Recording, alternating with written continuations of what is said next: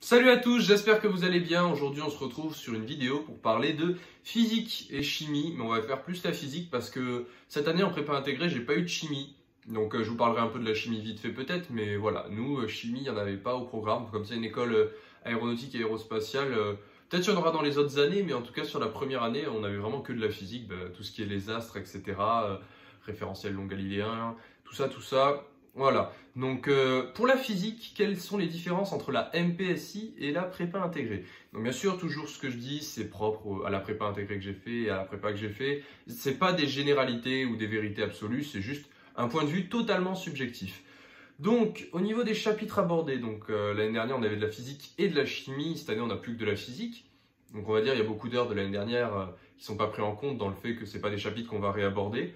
Je suis content qu'il n'y ait plus de chimie, j'aime pas du tout la chimie, c'est peut-être la matière que je déteste le plus avec la géographie, genre chimie et géographie. Non, j'ai arrêté, non, pas besoin. Donc on va vraiment parler que de la physique. Au niveau de physique, comment ça s'est déroulé cette année, comment ça s'est déroulé l'année dernière? Cette année, on a fait un peu de tout, pas mal de méca, ouais, avec l'étude des ressorts, puis après l'étude des lois de Kepler, puis après une étude énergétique.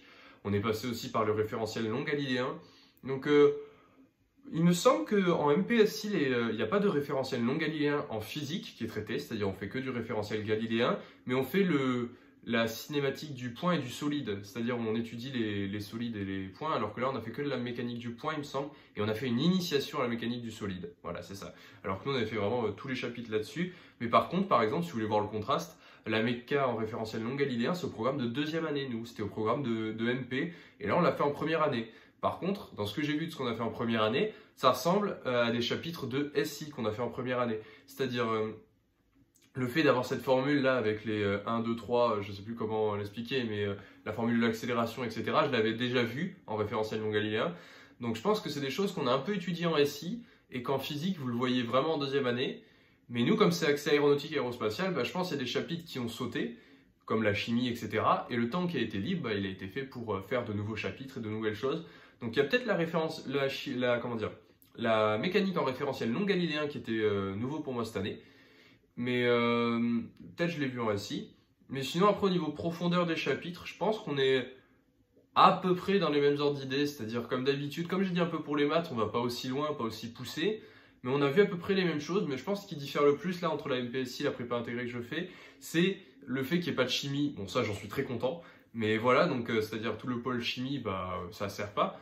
Et par contre, une chose où ça diffère, c'est la thermodynamique. C'est-à-dire l'année dernière, je me souviens, un mois de l'année, on a fait de la thermodynamique. Pendant un mois, on a eu 5 chapitres de thermodynamique. La thermodynamique, on l'a vu en long, en large et en travers, avec le premier principe, second principe, je sais plus, les variations d'entropie, d'enthalpie, tous ces calculs-là, on les a eus, on les a fait. Même je me souviens, le partiel de thermodynamique, enfin, c'était pas un partiel, c'était un DS, il y avait un sujet de thermodynamique et le prof, il nous a fait, bon, je suis sympa, je vous ai mis un sujet d'agrégation, mais c'est pour ceux qui ont pris spécialité chimie, et là c'est de la physique, donc vous voyez, la physique est plus facile. Après, je voulais un peu simplifier.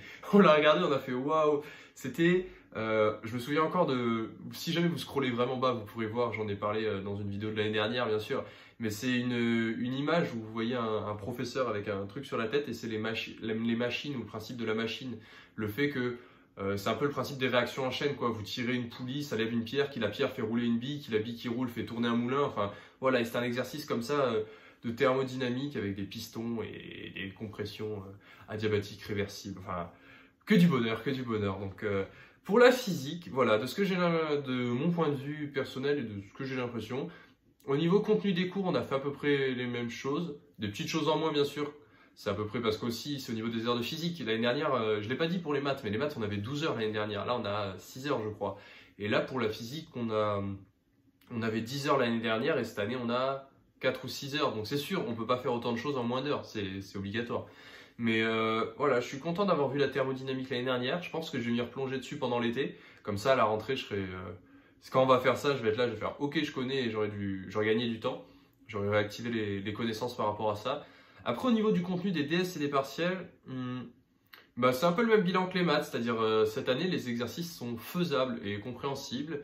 Et c'est bizarre, en fait, il y a un truc qui est bizarre, c'est-à-dire qu'ils sont faisables et compréhensibles, etc. Et l'année dernière, c'était plus complexe, mais j'arrivais mieux en physique l'année dernière. J'ai l'impression qu'en physique cette année, enfin, je sais pas comment dire, c'est étrange. Au niveau des DS et tout, les partiels par exemple, j'ai déjà eu des mauvaises notes en partiel de physique-chimie cette année en prépa intégrée, enfin de physique tout court. Mais l'année dernière, je sais pas, ah oui, je sais pourquoi. C'est parce que les exos étaient beaucoup plus ouverts. C'est-à-dire, ça après, c'est peut-être on en aura au fur et à mesure des années. Mais l'année dernière, pour ceux qui suivaient les vidéos, ils s'en rappellent, c'est les exos les plus complexes, entre guillemets, où j'y arrivais le mieux, il n'y a aucune logique. Mais c'est ceux qui étaient proches du cours, j'y arrivais pas. Et ceux où on avait le choix, c'est-à-dire, par exemple, je vais vous donner des exemples qui me reviennent. Il y avait par exemple un exercice, l'intitulé, c'était calculer le coefficient de raideur d'un ressort de flipper. Voilà, la question c'est ça, calculer le coefficient de raideur de la tige du flipper. Quand vous tirez et que vous allez envoyer votre balle, vous devez calculer le coefficient de raideur. Voilà. Vous avez juste ça et vous n'avez aucune donnée. Et je sais que parfois, les gens n'aiment pas ce type d'exercice parce qu'en fait, vous avez énormément de variables aléatoires et on n'ose pas prendre des initiatives. Alors que, perso, je suis toujours là à me dire, ok, donc je sais pas pourquoi ce type d'exo, j'aime bien chercher, imaginer, etc. Et après, on trouve une solution. Et j'avais eu, je crois, 15 sur 20 ou 17 sur 20 à cette partie de l'exo, mais c'était pas que cette partie. Et toujours les exercices ouverts, j'aime bien parce qu'en fait, on vous apprend des méthodes et c'est à vous de savoir dans votre boîte à outils lesquels vous allez devoir utiliser.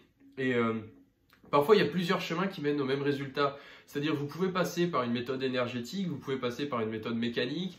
Il peut y avoir des EPP et des ECC pour faire une énergie mécanique, enfin des EC. Et voilà, c'est vraiment des exercices comme ça, assez ouverts. Là, bien sûr, c'est des exercices beaucoup plus guidés, avec des questions croissantes. Les premières sont faciles, ou parfois au début ça commence tranquille, après ça monte et à la fin, faut être chaud et bien maîtriser son cours et ses exercices déjà faits. Je trouve que ça, c'est dommage qu'on n'en ait pas cette année, des exercices ouverts. Bon, après, notre prof l'année dernière, il l'a fait qu'à la fin de l'année. Il y avait eu ça. Si vous voulez un autre exemple, par exemple, c'est comme si je vous disais, il y a une voiture, quelle est la... Alors, c'était quoi? Calculer l'énergie en joules dégagée par des plaquettes de frein, je crois, quand une voiture à 90 km/h freine. C'est un truc comme ça, genre, enfin, je sais peut-être pas les bons mots parce que j'en souviens pas, c'est un sujet de l'année dernière, mais c'était l'idée, en gros, les plaquettes de frein, elles vont freiner et faire de la chaleur et calculer cette chaleur, je sais plus si c'est calculer la température ou l'énergie en joules dissipée avec la chaleur, enfin, c'était un truc comme ça. Et c'est des problèmes ouverts, donc ça, j'espère qu'on en aura de plus en plus avec les années. Je pense que sur les premières années, ils en feront pas parce que c'est peut-être un peu complexe, mais c'est quelque chose d'intéressant, c'est un peu comme se creuser la tête et être là, se dire, voilà, on va essayer des trucs, voir si ça marche, et ça fait un peu vraiment le côté piste de recherche, et que tu trouves ou que tu trouves pas, tu auras des points si tu as fait des recherches. Donc voilà, c'est vraiment ça les deux changements, c'est chimie et thermodynamique. Et au niveau des sujets, bon bien sûr toujours la durée aussi, 4 heures pour la MPSI et 2-3 heures pour la prépa intégrée. Mais ça c'est un peu les standards, c'est-à-dire en concours vous aurez 4 heures, donc on vous fait faire 4 heures en prépa généraliste. Voilà, je pense avoir fait le tour de tout ce que j'avais à dire par rapport à la physique, chimie et plutôt la physique. Je vous souhaite à tous de passer une bonne soirée, travaillez bien et on se retrouve demain. Ciao tout le monde!